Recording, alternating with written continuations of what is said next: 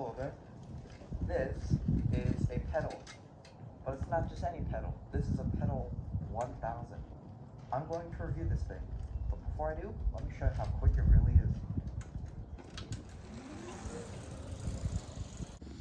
A few of you are probably going to be wondering, what actually makes this bike different from when I initially got it? Look closely. Do you see anything? Do you see anything? If you didn't notice what I was trying to convey, there are actually 3 big changes that have gone into this bike. But the first one is right here. If you can see, there are cuts on the frame right there. And the frame used to go down below where the motor is right now.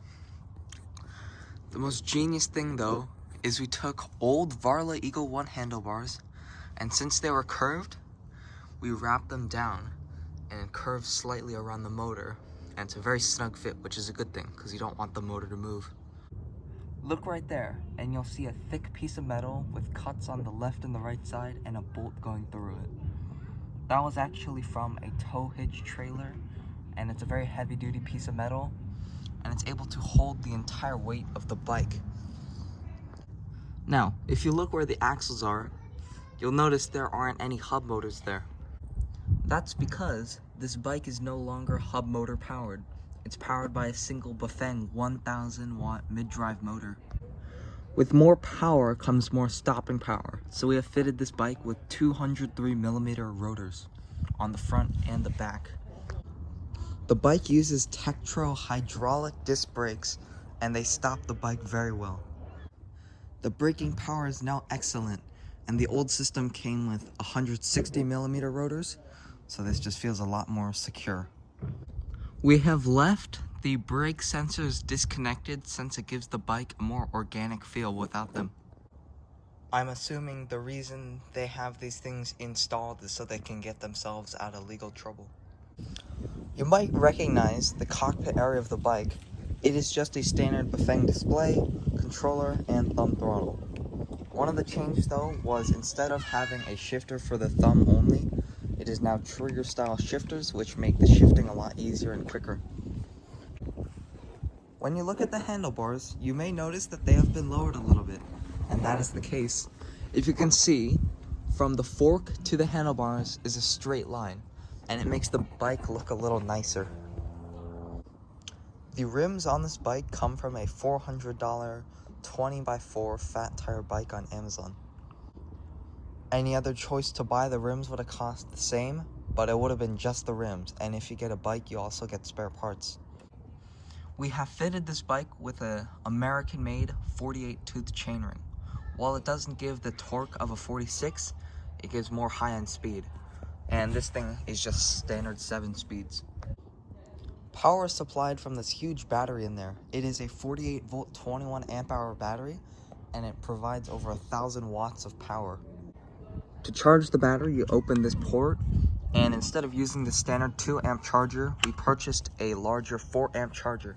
So this thing is able to go from 0 to full in under 5 hours.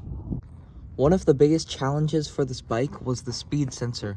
Since the bike is fat tire, if we put it on the side of the chain, it would either magnetize the chain or it would be too far away from the little metal magnet. So what we did was we took handlebar extenders and bent it to an oval shape so I could put it around this part of the frame. It works really well. Another smaller struggle for this bike was the headlight. The headlight was originally a 12 volt system, but after taking out a few LEDs, it is now converted to a 5 volt system, which is compatible with the Bafang controller. This is my personal preference, but I believe this bike is very good looking. Something with the upside down triangle frame, the lowered handlebars, and the tires give it the look. Speaking of tires, on the front wheel, we're using a more off-road style tire with buttons, while on the rear, we're using more of a street tire. This is because using a street tire in the front means that it didn't turn very well, and now it turns excellently. The cables from the motor have been mounted inside this panel, which gives it a very nice look. Speaking of structure, a few of you are probably wondering how stable it is compared to how the frame originally was. and I can tell you, I have not noticed a difference from how the frame originally was. Some more smaller changes include the mirrors, which look quite nice because there is a gentle curve going from the base of the mirror to the mirror itself. We have fitted these set of pedals to the bike. They're made of plastic, but they're very comfortable for this application since you're not going to really be pedaling this bike. This bike comes with a rear rack that can hold 15 pounds, a long banana seat that can hold 2 riders, passenger pegs, and a cup holder that is pretty useless since it's too small. To turn on the bike, hold the power button and you'll be greeted with a password screen. You'll see this green screen that says Bafang on it, and then you'll be greeted with the home display. You'll see the trip. This thing has up to 9 levels of power assist, and compared to my display that came with the Bafang 750 watt, that only had 5. But this is limited to eco mode, but luckily it doesn't change anything. The top left corner is a clock, the top right corner is the battery percentage meter, in the center you have the speedometer, and on the bottom you can see the trip, the odometer, max top speed you've hit on this bike, the average miles per hour on this bike, the range you can get from this bike, the calories that you burned, which is basically none for me, and the time. I'm not sure what that does, but I'll figure it out sometime. And that's the functions of the display.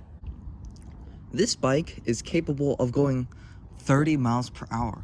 And while that doesn't sound that much considering it's using a 1000 watt motor, you have to consider the fact that we're also running fat tires, which have a lot of rolling resistance.